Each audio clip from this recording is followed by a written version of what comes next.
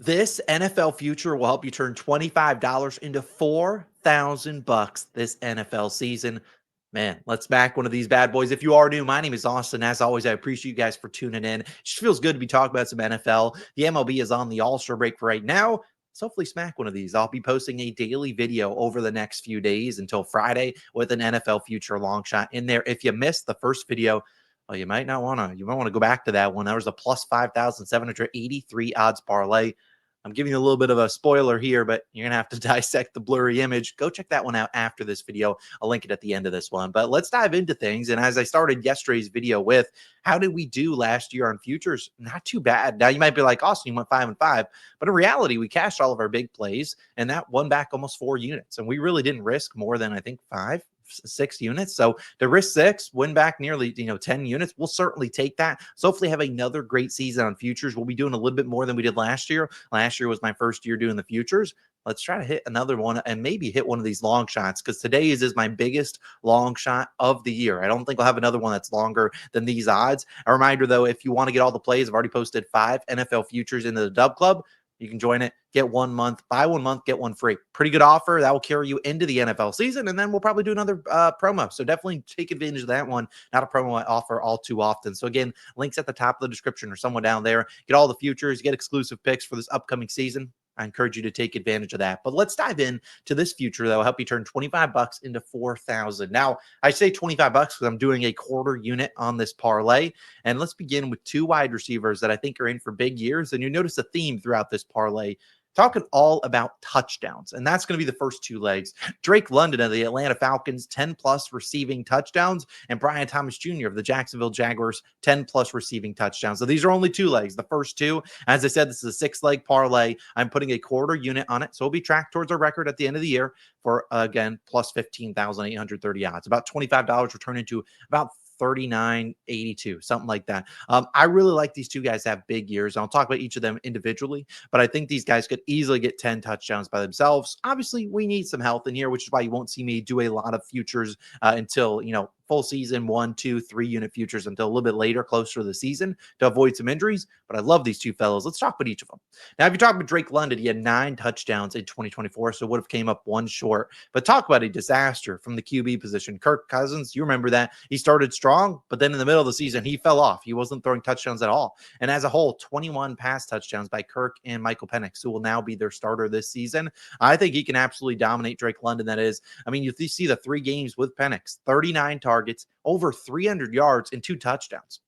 I mean, he was looking for him left and right. And honestly, Michael Penix can't be a lot worse than what Kirk Cousins was doing out there. I mean, Kirk could not make plays with his feet. It was like hike, and we're throwing it 3 yards, or we're throwing it to Bijan and whatnot and living with it. I think that we'll see Drake London have a massive bounce back year. And heck, last year was arguably one of his best years of his career. I think this is a big year for him and Michael Penix. I think really you'll see Drake London maybe get into the end zone 10 times, maybe even 12, 13.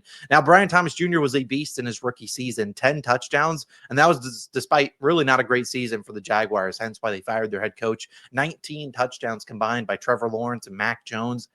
It wasn't great, which is why they went out there and got an offensive-minded head coach, Liam Cohen, who has been able to transition and took Baker Mayfield to 40+ touchdowns last season in Tampa Bay. He's coming into Jacksonville. I think he will have a big year here for Trevor Lawrence, and that'll lead to Brian Thomas Jr. having a big year. And honestly, I put a dynamic second option there. Travis Hunter, their first-round pick. Yeah, they need something. If you look at the Jaguars last year, their second highest receiver for receiving yards was barely in the 400s, whereas Brian Thomas Jr. had almost 1,300 yards. He's a stud. He's great at getting open in the red zone, even as a rookie, even though he'll probably get some tough defense a second. I mean, he was getting the number 1 guy in him all year last year as well. I think Brian Thomas Jr. is in for a big year. I love both these 2 guys to get 10 regular season touchdowns. Now let's talk about 2 more receivers before we get to some running backs.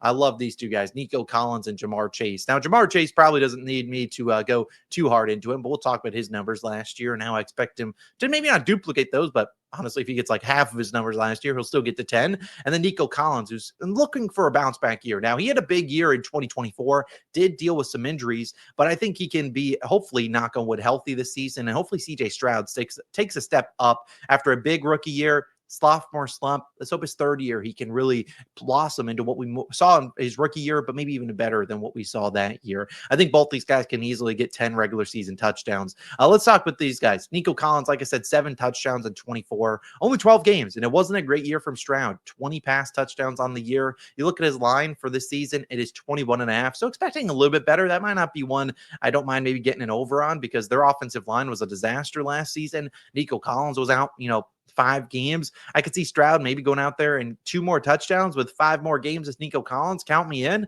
But what I really like is the end of that schedule. 6 of their last 7 games are in a dome.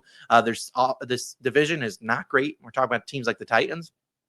You got the Texans, obviously, in their Colts, Jaguars. I mean, Jaguars should be not a great defense. So, again, should be some competitive games in that division. I really think Nico Collins can go out there and get us 10. Then you go to Jamar Chase, 17 touchdowns in 2024. Like I said, I don't know if he duplicates that, him and Burrow, 43 from Burrow. But, again, a 10 is easily obtainable for a guy that is just an absolute stud, got paid. I really expect Jamar to have a big day. A big season. I mean, this guy is a stud. He can do it in the red zone. He can do it on deep balls. He can do anything you want on the field. He's one of the best wide receivers, if not the best, in football. I think Jamar Chase can easily get us 10 receiving touchdowns. Then we go to our 5th and 6th leg. We're involving some running backs, which I won't have a ton of futures on running backs because there is more injury risk baked in there. But I think these two fellows could easily have massive years. And that's Jahmyr Gibbs, 10-plus regular season rushing touchdowns, and Jonathan Taylor, the same thing, 10-plus regular season rushing touchdowns. The 5th and 6th leg of this parlay. I'll pull up the full slip in just one moment. But I think these guys could easily go out there and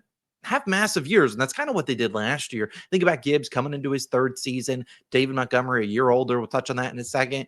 And Jonathan Taylor, the lead back in an not great offense, but let's be honest, last year wasn't great either. You look at Jahmyr Gibbs, 10 and 16 touchdowns so far in 2023 and 2024. Now, he had more than that with the receiving game. I think 1 in 23, 4 last year because he got up to 20 touchdowns. But again, new offensive coordinator, so Ben Johnson is gone, but I still expect a lot of continuity there. They still have a dominant offensive line, and heck, with the new offensive coordinator, maybe they run it even more. I mean, that was their best strength last year, was running the football. So why not just continue to run the football? Jahmyr Gibbs, it's not like he's a guy that they consistently take out at the red zone. Heck, they sometimes brought him in for David Montgomery when he got him down to the red zone. Jahmyr Gibbs has the breakaway speed.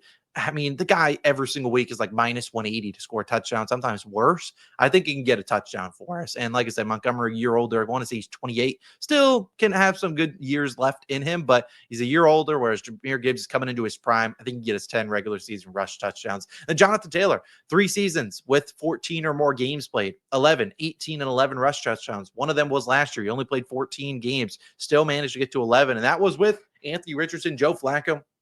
A disaster. This year, will it be better? I don't know. It's still a concern. We have Anthony Richardson, Daniel Jones, Riley Leonard. But last year, they went 20 touchdowns, 19 picks. So again, they weren't competitive in a lot of games. And Jonathan Taylor sometimes couldn't even run the football late in those games. Can they be a little bit better? I hope so. But the division is not, one that scares me a ton. I mean, like I said, the Jaguars, new head coach. You have the in here, we have the Titans with a rookie QB, and then you have the Texans, who are a very good team. They're probably the leaders to win this one, but I win the division. But still, I think they'll be competitive in these games, and Jonathan Taylor is going to be that guy in the red zone that they're going to need to score touchdowns. So, again, love both these two guys. Then if you go to the final parlay, you're looking at this bad boy. I think we got a chance at cash in this one. You look at this one. Here's the 6 legs. We're looking at all to score 10 touchdowns. We have Drake London, Brian Thomas Jr., Nico Collins, Jamar Chase, Jahmyr Gibbs, and Jonathan Taylor. It's a long shot. I get it. But 25, just 0.25, a quarter of a unit, which could be $25 for you, could be $5 for all I care, turns into almost 40 units. I mean, that's nuts. If we cash one of these, this could rescue our season, or this could just be an icing on top to the season. So, look, I gave you all the stats for each of these ones. I think it's realistic. I mean, is it realistic to cash this one? Probably not. It's not, the lock of the year, but I think, and there's plenty of ways in which all these guys get to 10 touchdowns themselves. And I really like this one at 0.25 units. Maybe put the last few bucks of your account on it, or maybe to round off your account, you put it on it. I don't care. I'm tracking it as a quarter unit play to win almost 40 units. I think it is a no-brainer to take a little stab at this one. Let's hope for some injury health here. Hopefully all these guys stay healthy. And if they do, if all these guys play, 15 games or so, I think it's reasonable to say all these guys could have big seasons and easily get into the end zone 10 times. Now that one of them could get injured and that could screw the parlay. That's why it's just a quarter unit play. And if one of them does get injured in spring training and misses the whole season, they should void. So we shouldn't have to worry about that. But let's hope they all stay healthy through spring training. I say spring training through the preseason. What am I doing? Either way, I feel like that one. Like I said, we had another video, part 1 of this NFL futures video series. It was posted somewhere. It should be linked on the screen. Go check out that, or it's linked down below in the description. It's my second longest play. Tomorrow, I have another future. And then on Thursday, we will have 2 futures in one video. I'll bring on Logan, who posted one for the Dub Club, and I'll have another one for you all. So again, we're only going little here at just a quarter unit. But again, the quarter unit could easily pay off 40 units in the back end. And I would hate for you guys to not lock it in now and then be looking in week 16 when this puppy's smacking. You'd be like, dang it, that's 40 units to my bankroll. Come ride with us this whole season long. Let's cash one of these futures. Again, go check out that other video. Part 1, part 3 will be tomorrow, and then part 4 on Thursday around the same time as this one. See you guys then. Peace.